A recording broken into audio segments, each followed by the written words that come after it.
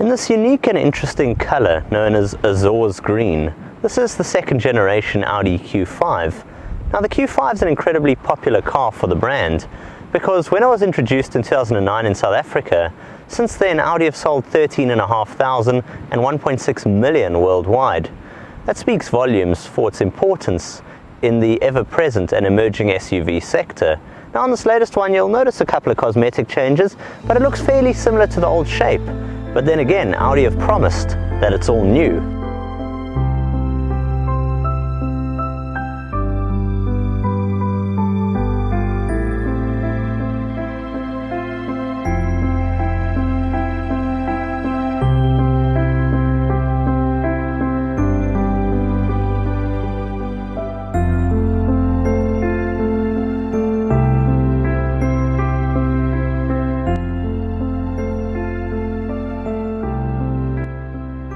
Despite appearances, yes, you might look from the outside and say that Audi haven't done much with this latest generation Q5, but if that is what you're thinking, trust me, you're wrong.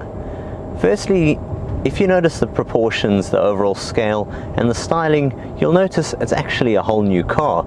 Yes, it's based on a similar looking platform, and that's where it can be a bit deceiving and it may appear like they haven't done much to this car, but in fact it's wider, it's longer, and it's a bigger car overall.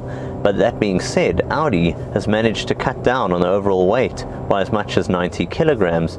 It's also a more aerodynamic shape, so it cuts through the air better with a drag coefficient of just 0.3, something which would be impressive in a sports car. Now you'll notice when you drive along, the Q5 was always an incredibly refined, smooth offering, thus the numbers, 1.6 million global sales and as much as nearly 13,500 just within South Africa. But on this latest generation, you really do feel the level of refinement. It is bang on planted and solid as you drive it. Yes, you got impressive ride height and you got ultimately all-road capability, especially with quattro drive. But where it's perhaps most impressive out of the whole blend is just how comfortable and silky smooth this is. Now the one I'm driving today has been spec'd with the adaptive suspension package. Now of course this means that it irons over bumps and potholes better than ever, but you'll find even throughout the Q5 lineup, it is such a refined car. Yes, there are loads of options and specs which you can further enhance it and improve it and make it ultimately closer to that of its bigger sibling, the Q7, but a lot of them aren't even necessary. It's such a top-notch product to begin with. Now there are three engines that are available within the Q5 range. They include the likes of the Audi 2-litre TDI, the diesel, this one, the 2-litre turbo FSI petrol motor, and the range-topping SQ5 with its 260 kilowatt petrol engine.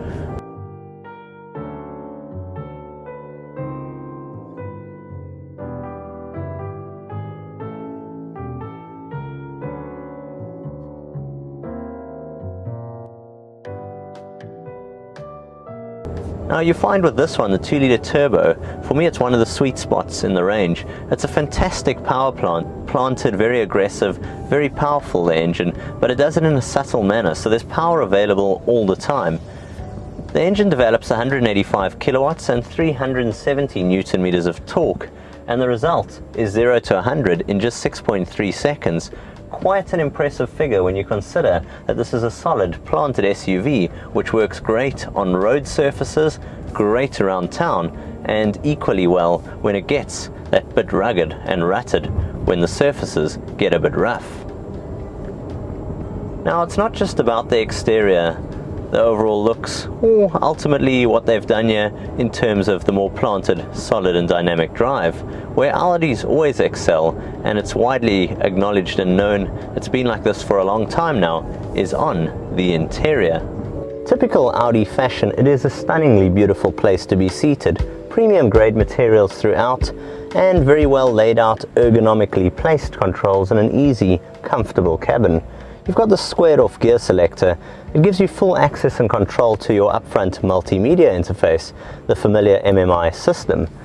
Now apart from this, you get 3-zone climate controlled air conditioning, and I love this, the buttons are touch sensitive. It's an option but well worth speccing on your Q5. You then get features here such as hill descent control, The likes of your navigation, of course, and all your settings, which is controlled through the media interface, that for Bluetooth telephony. In this case, it's got the mobile phone pack, so the likes of Apple's CarPlay is available throughout the system and interface. Apart from this, up front to me, I've got Audi's virtual cockpit, which is excellent. You can sift through a variety of views, including that of your media source, that of your mobile telephony, or this one, which gives you the full-on navigation and mapping. It's an excellent, comfortable place to be seated this, and premium like you can't believe. A lot of the toys and gizmos here have definitely been borrowed from its bigger brother, the Q7. So the Audi Q5, how would I ultimately sum it up? It comes against competitors such as the Mercedes-Benz GLC, for example, and yes, while this latest generation could be seen as a bit pricey, especially if you touch the likes of the Audi options and specs list. This can dramatically increase the price of a car. You find what they've done here is they've ultimately put a car together which is completely planted, solid and smooth, and ultimately incredibly elegant. And I just see this as taking the Audi from what was always an excellent product, that next step forward, and making it even better. From me, Jason of Technobock, until next time, I'll see you guys soon. Cheers for now. Technobock.